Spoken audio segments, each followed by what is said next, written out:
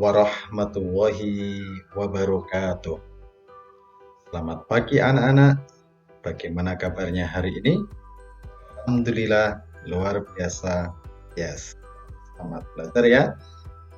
Baiklah, hari ini masih bersama saya, Pak Roni. Kita akan membahas tema 7, subtema 2, pembelajaran 4, MUPEL Bahasa Indonesia, IPS, dan PKN. Peristiwa kebangsaan seputar proklamasi kemerdekaan, pembelajaran 4. Sebelum kita mulai, alangkah baiknya kita berdoa terlebih dahulu ya. Berdoa, mulai. Selesai. Lah, siap anak-anak? Oke, kita lanjutkan ke pembelajaran 4. Masih ingatkah kemarin di pembelajaran 3? Kita telah mempelajari bagaimana rakyat Indonesia sangat luar biasa menyambut proklamasi yang telah dibacakan oleh siapa? Betul, yaitu Presiden pertama Indonesia, Insinyur Soekarno.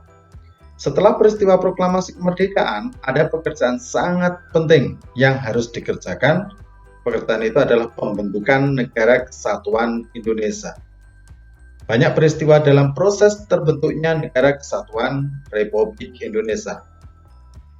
Sebagai negara yang baru lahir, Indonesia belum memiliki undang-undang dasar yang berfungsi untuk mengatur segala aspek kehidupan bangsa dan bernegara. Kepala negara dan kepala pemerintahan yang akan menjalankan pemerintahan serta kelengkapannya juga belum ada. Para pemimpin bangsa segera memanfaatkan dengan sebaik-baiknya lembaga yang ada pada waktu itu, yaitu PPKI, yang dibentuk Jepang sejak tanggal 7 Agustus 1945, diketuai oleh Insinyur Soekarno dan wakil ketuanya Dr. Andes Muhammad Hatta. PPKI menggantikan tugas BPUPKI yang sudah berakhir. BPUPKI dibentuk pada tanggal 29 April 1945. Ayo, apa kepanjangan PPKI? Apa kepanjangan BPUPKI? Ada yang tahu? Tepat sekali, BPUPKI adalah Badan Penyelidik Usaha-Usaha Persiapan Kemerdekaan Indonesia. Dan PPKI, Panitia Persiapan Kemerdekaan Indonesia. Nah, ini BPUPKI telah digantikan oleh yang namanya PPKI atau Panitia Persiapan Kemerdekaan Indonesia. Nah, bagaimana proses pembentukan NKRI? Pada masanya, pembentukan kelengkapan pemerintahan dulu pada tanggal 18 Agustus 1945 setelah merdeka kita pada tanggal berapa anak-anak? Yaitu tanggal 17 Agustus 1945, PPKI mengadakan sidangnya yang pertama di Gedung Kesenian Jakarta. Sidang dipimpin oleh Presiden kita yang pertama, Bapak Insinyur Soekarno dan Dr. Andes Muhammad Hatta sebagai wakilnya. Anggota sidang PPKI sebanyak 27 orang. Ada berapa? Betul, 27 orang. Melalui pembahasan secara musyawarah dan sidang pengambilan keputusan penting antara lain adalah 1. Mengesahkan Undang-Undang Dasar 1945 sebagai Konstitusi Republik Indonesia. 2. Memilih Presiden dan Wakil Presiden, yaitu Insinyur Soekarno sebagai Presiden, Dr. Andes Muhammad Hatta sebagai Wakil Presiden. Tugas Presiden untuk sementara waktu dibantu oleh Komite Nasional. Dibantu oleh siapa? Komite Nasional. PPKI melanjutkan pekerjaannya guna melengkapi berbagai hal yang diperlukan bagi berdirinya negara dengan melaksanakan sidang pada tanggal 19 Agustus 1945. Dalam usaha keduanya, PPKI menghasilkan keputusan lagi. Apa itu? Yaitu menetapkan 12 kementerian yang membantu tugas Presiden dalam pemerintahan. Awalnya kita dibantu oleh yang namanya komite, sidang kedua sudah terbentuk yang namanya kementerian, yaitu ada 12. Membagi wilayah Republik Indonesia menjadi 8 provinsi. Awal-awal dulu kita hanya ada 8 provinsi, yaitu Provinsi Sumatera, Provinsi Jawa Barat, Jawa Tengah, Jawa Timur, Banda Kecil, Maluku, Sulawesi, dan Provinsi Kalimantan. Nah, awal bagaimana cara pembentukan Komite Nasional Indonesia? Ya, PPKI kembali mengadakan sidang lagi, yaitu tanggal 22 Agustus 1945, yang memiliki agenda pokok tentang rencana pembentukan Komite Nasional dan Badan Keamanan Rakyat. Komite Nasional dibentuk di seluruh Indonesia dan berpusat di Jakarta. Tujuannya sebagai penjelmaan tujuan dan cita-cita bangsa Indonesia untuk menyelenggarakan kemerdekaan Indonesia yang berdasarkan kedaulatan rakyat. Itu adalah pembentukan Komite Nasional. Pembentukan alat kelengkapan keamanan nasional atau keamanan negara Indonesia dalam rapat pleno PPKI tanggal 22 Agustus 1945 diputuskan pembentukan Badan Keamanan Nasional atau Badan Keamanan Rakyat atau yang disebut dengan BKR. BKR ditetapkan sebagai bagian dari Badan Penolong Keluarga Korban Perang atau BPKKP yang merupakan induk organisasi dengan tujuan memelihara keselamatan masyarakat serta merawat para korban perang. Perkembangan situasi negara makin membahayakan. Pemimpin negara menyadari bahwa itu sangat sulit untuk mempertahankan negara dan kemerdekaan tanpa angkatan perang. Dalam kondisi seperti ini, pemerintah memanggil pensiunan mayor KNIL Urip Sumaharjo dari Jakarta dan diberi tugas membentuk tentara kebangsaan. Dengan maklumat pemerintah, pada tanggal 5 Oktober 1945 terbentuklah organisasi ketentaraan yang bernama Tentara Keamanan Rakyat atau yang disebut dengan TKR. Pembentukan lembaga pemerintahan di seluruh daerah Indonesia. Setelah itu dibentuk lagi. Bentuk pemerintahan daerah di Indonesia diatur dalam Undang-Undang Dasar 1945 Pasal 18 belum diamandemenkan seperti sekarang. Pasal itu berbunyi pembagian daerah Indonesia atas daerah besar dan kecil dengan memandang dan mengingat dasar musyawarah dalam sistem pemerintahan negara dan hak-hak asal-usul dalam daerah-daerah yang bersifat istimewa. Berdasarkan bunyi pasal tersebut, berarti daerah Indonesia akan dibagi dalam daerah provinsi. Setiap daerah provinsi akan dibagi pula dalam daerah yang lebih kecil-kecil lagi. Sesuai dengan keputusan PPKI tanggal 18 Agustus 1945, bahwa tugas presiden dibantu oleh Komite Nasional di daerah-daerah, tugas gubernur atau kepala daerah juga dibantu oleh Komite Nasional di daerah. Pembentukan Komite Nasional Indonesia Daerah yang ada di tiap-tiap provinsi merupakan lembaga yang akan berfungsi sebagai Dewan Perwakilan Rakyat Daerah. Sebelum diadakan pemilihan umum, dengan terbentuknya pemerintahan di daerah yang dibantu oleh Komite Nasional di daerah, diharapkan roda pemerintahan dapat berjalan baik di tingkat pusat maupun di daerah. Itu adalah proses pembentukan NKRI. Jadi, awalnya mengesahkan undang-undang, terus mengesahkan presiden dan wakil presiden, presiden dibantu oleh komite, sehingga daerah-daerah juga dibantu oleh yang namanya komite, badan komite nasional. Atau kalau di daerah, badan komite daerah. Oke, setelah kita memahami bagaimana prosesnya tadi pembentukan NKRI, coba cari tahu jawaban dari pertanyaan-pertanyaan berikut. Apakah tugas PPKI? Sudah saya jelaskan tadi anak-anak. Apa hasil PPKI pertama? Apa tujuan pembentukan KNI? Kapan PKR sebagai cikal bakal TNI dibentuk? Dulu belum ada TNI, tetapi pertama adalah PKR. Nah, tuliskan 8 provinsi yang dibentuk sebagai hasil sidang PPKI pertama. Yo, apakah tugas PPKI pertama? Betul, melakukan upaya-upaya persiapan kemerdekaan dan membentuk negara kesatuan Republik Indonesia. Apa hasil sidang pertama? Sudah saya tetapkan tadi, yaitu menetapkan dan mengesahkan konstitusi sebagai hasil kerja PPU PPKI, karena sekarang dikenal dengan Undang-Undang Dasar 1945 sebagai Konstitusi Republik Indonesia. Soekarno dipilih sebagai presiden dan Dr. Andes Muhammad Hatta sebagai wakil presiden Republik Indonesia. Apa tujuan KNI? Ya, menjelma tujuan dari cita-cita bangsa Indonesia untuk menyelenggarakan kemerdekaan Indonesia yang berdasarkan kedaulatan rakyat. Kapan PKR sebagai cikal bakal TNI dibentuk? Betul, yaitu pada waktu tanggal 22 Agustus 1945. Kelanjutan beberapa apa tadi? Ya, yaitu rapat dari PPKI. Tuliskan 8 provinsi, tadi sudah saya sebutkan. Pinter sekali, yaitu Provinsi Sumatera, Provinsi Jawa Barat, Provinsi Jawa Tengah, Provinsi Jawa Timur, dan juga ada Provinsi Sunda Kecil, Provinsi Maluku, Provinsi Sulawesi, dan Provinsi Kalimantan. Sebelumnya, Irian Jaya belum sampai masuk ke 8 provinsi ini. Sehingga sekarang sudah sangat banyak sekali mengalami pemekaran provinsi di seluruh Indonesia.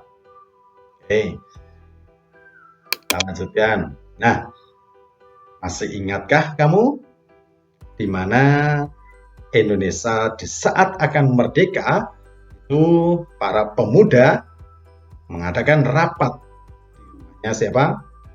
Ya, yaitu Jenderal Maida. Di sana ada para tokoh-tokoh tua dan tokoh-tokoh muda saling berdebat untuk menginginkan sesegera mungkin diproklamasikan pamerkan kemerdekaan Indonesia dengan dibacakan proklamator atau proklamasi, dan disitulah ditengahi oleh Bapak Ahmad Subarjo. Masih ingat kan? Betul sekali, di PP sebelumnya. Ahmad Subarjo lahir di Karawang, ya, Jawa Barat pada tanggal 23 Maret 1897. Beliau dikenal sebagai sosok yang rendah hati dan bersahaja. Peran yang menonjol adalah ketika beliau ikut menjadi panitia 9 yang merumuskan Piagam Jakarta yang menjadi cikal bakal pembentukan Undang-Undang Dasar 1945. Beliau juga menjadi penengah antara golongan muda. Ya, tapi ini sudah kita bahas di PP3 sebelumnya. Penengah dari golongan muda dan golongan tua ketika terjadi perbedaan pendapat, dan itu muncul ketika akan menentukan waktu pembuatan proklamasi. Ahmad Subarjo juga dikenal sebagai tokoh perumus naskah proklamasi kemerdekaan Indonesia. Beliau diperintahkan oleh Insinyur Soekarno untuk mengutip kata-kata dari Piagam Jakarta, terutama bagian pembukaannya, yaitu atas berkat rahmat Allah maka rakyat Indonesia menyatakan kemerdekaannya. Kalimat tersebut diminta untuk dijadikan kalimat pembukaan naskah proklamasi. Pada akhirnya disepakati kalimat pertama pada teks proklamasi kemerdekaan Indonesia adalah kami, bangsa Indonesia, dengan ini menyatakan kemerdekaan Indonesia. Kalimat ini berasal dari kutipan Alenia ketika Piagam. Nah, kita ulas ya teks tersebut agar lebih paham. Ini tentang bahasa Indonesia pastinya. Coba judul teksnya. Yang menarik dari teks ini apa? Informasi penting apa saja yang kamu dapat? Pendapat kamu tentang teks ini apa? Ya, waktunya sudah selesai. Coba teksnya benar, Ahmad Subarjo. Judul teks selalu di atas bacaan. Ya, yang paling menonjol paling depan di atas di tengah itu namanya judul teks. Dan yang menarik apa? Betul. Ahmad Subarjo mempunyai peran yang penting, yaitu ketika beliau ikut menjadi salah satu panitia 9 yang merumuskan Piagam Jakarta yang menjadi cikal bakal pembentukan Undang-Undang Dasar 1945. Informasi penting apa yang kamu dapat? Kali Ahmad Subarjo lahir di Karawang, Jawa Barat pada tanggal 23 Maret 1897. Menjadi salah satu panitia 9, ini informasi penting. Salah satu tokoh perumus naskah proklamasi kemerdekaan Indonesia, ini juga sangat penting. Masih ingatkah Ahmad Subarjo bekerja di mana waktu itu? Betul, yaitu Jenderal Maida. Pendapat kamu tentang teks ini bagaimana? Ada yang berpendapat bahwa Ahmad Subarjo layak menjadi teladan. Kenapa? Sikap kepemimpinan yang bisa ditiru karena menjadi peran yang besar perjalanan bangsa negara Indonesia dalam usaha mencapai kemerdekaan. Dan apa tadi? Ya, salah satunya adalah menengahi antara perbedaan pendapat antara golongan muda dan tokoh-tokoh golongan tua untuk memproklamirkan kemerdekaan Indonesia. Coba saran atau tidak menyarankan teks ini apa? Ya, saya menyarankan teks ini karena berisi sikap teladan. Kamu harus meneladani siapa tokoh? Betul, Ahmad Subarjo. Selain itu, teks ini juga berisi tentang peran beliau dalam perjuangan bangsa Indonesia. Biasa ini perlu kita teladani beliau, Ahmad Subarjo. Oke, anak-anak, tadi sudah dibahas tentang bagaimana perjalanan NKRI terbentuknya dan juga tokoh yang luar. Coba kita latihan untuk memahami lagi teks tersebut. Jelaskan peran dan perjuangan penting yang dilakukan oleh Mas Subarjo. Menjadi penengah juru damai dalam peristiwa Rengas Dengklok. Ya, di mana beliau bisa menjadi penengah antara golongan tua dan golongan muda yang bersih tegang saat terjadi perbedaan mengambil langkah dalam persiapan kemerdekaan Indonesia. 2. Berperan dalam Panitia 9, yaitu yang merumuskan Piagam Jakarta yang menjadi cikal bakal pembukaan Undang-Undang Dasar 1945. Yang ketiga, sebagai perumus dalam naskah proklamasi kemerdekaan Indonesia, terutama pada kalimat pertama teks proklamasi. Ya, kemukakan apa yang dapat kamu pelajari dari kisah peran perjuangan Ahmad Subarjo? Yaitu sikap seorang pemimpin yang rela berkorban, bekerja keras, pantang menyerah, bekerjasama dengan orang lain, mampu menjadi penengah dan dapat mencari jalan keluar saat terjadi masalah dengan yang lainnya. Ini bisa dilihat saat peristiwa apa? Rengas, tepat sekali. Ini beliau adalah siapa? Betul sekali, yaitu Bapak Ahmad. Oke, anak-anak, tadi sudah paham bagaimana awal pembentukan NKRI dan juga kisah yang sangat luar biasa, yang sangat menginspirasi kita untuk selalu meniru beliau, yaitu Bapak Ahmad Subarjo. Di sini kita akan melanjutkan. Indonesia sangat luas sekali, sehingga ada banyak sekali budaya-budaya. Ini ada beberapa unsur-unsur budaya yang ada. Religi, otomatis di Indonesia kita ada Islam, Kristen, Hindu, Buddha, dan Konghucu. Kristen sendiri ada dua, yaitu Kristen dan Katolik. Betul sekali. Yang diakui adalah ada 6 agama. Pemerintah mengakui ada 6 agama resmi. Ini unsur budayanya, satu religi. Islam, Kristen, Protestan, yaitu Kristen Protestan dan Kristen Katolik. Ini ada 2, Hindu, Buddha, dan Konghucu. Mulai pada saat itu kita sudah mengakui di Indonesia adalah ada 6 agama resmi. Yang lain kan secara resmi tidak ada, tetapi masih ada banyak sekali. Oke, yang kedua yaitu mata pencaharian. Ya, di Indonesia mata pencaharian sangat banyak ya. Ada petani, ada nelayan, ada perkantoran, ada juga guru dan lain sebagainya. Nah, ini dipengaruhi oleh apa? Jenis pekerjaan atau mata pencaharian sangat dipengaruhi oleh kondisi geografis. Seperti daerah pantai, banyak masyarakat sebagai nelayan. Di pegunungan banyak masyarakat sebagai petani. Di perkotaan ada sebagian besar menjadi pegawai kantor dan lain sebagainya. Ini dipengaruhi oleh letak geografis. Jadi masyarakat di Indonesia pekerjaannya itu sangat terpengaruh oleh letak geografis yang ada di Indonesia. Kalau pantai ya otomatis biasanya nelayan, betul. Oke, yang ketiga adalah teknologi angkut atau transportasi, unsur-unsur budayanya. Pasti kamu paham ini. Dulu kita mengenal ada banyak dokar, andong, mobil, kereta, kapal, pesawat. Kita tahu bahwa Indonesia itu sangat luar biasa luasnya, maka perubahan alat transportasi yang makin modern didukung oleh kemajuan ilmu pengetahuan dan teknologi. Dulu kita menggunakan dokar atau andong dan lain-lain, tetapi sekarang masyarakat sudah mengenal yang namanya mobil, pesawat, dan kapal dan lain sebagainya untuk sebagai alat transportasi. Ini otomatis terpengaruh oleh teknologi saat ini.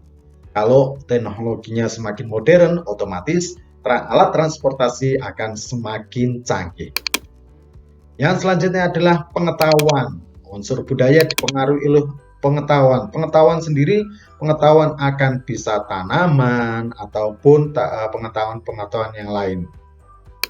Kita tahu bahwa di Indonesia banyak dapat dimanfaatkan untuk membuat obat dan jamu tradisional beberapa suku seperti Dayak dari Kalimantan. Nah, pengetahuan di Indonesia sangat luar biasa. Tanaman pun itu bisa bukan hanya dipakai untuk sayur-sayuran, tetapi bisa dimanfaatkan sebagai obat-obatan. Ini ada banyak sekali ya, seperti jahe, itu bisa menghangatkan tubuh dan juga yang lain sebagainya. Itu berkat ilmu pengetahuan kita. Yang kelima, kesenian. Kesenian ini ada banyak, malah Indonesia sangat luar biasa. Kesenian salah satu contohnya adalah wayang kulit yang ada di Jawa ini. Wayang kulit ini kita tahu bahwa seni pertunjukan pada suku Jawa, khususnya Jawa Timur dan Jawa Tengah. Di luar Jawa sangat banyak sekali kesenian yang ada. Nah, ini bisa disebutkan nantinya termasuk unsur-unsur budaya. Selanjutnya adalah sistem kemasyarakatan. Nah, Indonesia ini sangat terkenal, kemasyarakatannya sangat luar biasa. Salah satunya contohnya adalah gotong royong. Kita tahu kalau beberapa istilah lain dari gotong royong, kalau di luar sana itu ada istilahnya adalah gugur gunung, sambatan, sok kosong, lambung, nagaya, dan lain-lain sebagainya. Intinya adalah satu, yaitu sama-sama bekerja sama. Ini sangat luar biasa bagi masyarakat Indonesia. Yang selanjutnya adalah bahasa. Bahasa daerah ini sangat banyak sekali. Di Jawa saja udah banyak sekali. Setiap daerah memiliki bahasa daerah masing-masing. Ada bahasa Jawa pun ada yang ngoko, ada yang bahasa Jawa yang halus, dan lain sebagainya. Di Madura juga ada bahasanya sendiri, Sunda ada sendiri. Semuanya itu adalah milik Indonesia yang sangat kaya akan sekali budaya, terutama budaya-budaya yang ada di daerah-daerah. Sangat luar biasa. Ini harus kita benar-benar kita pelihara. Bagaimana caranya? Yaitu dengan bisa berbudaya, berbahasa dengan baik, mempelajari seni dan lain sebagainya. Ini adalah milik yang sangat kaya sekali. Ya, anak-anak tadi sudah mengerti ada beberapa itu ya.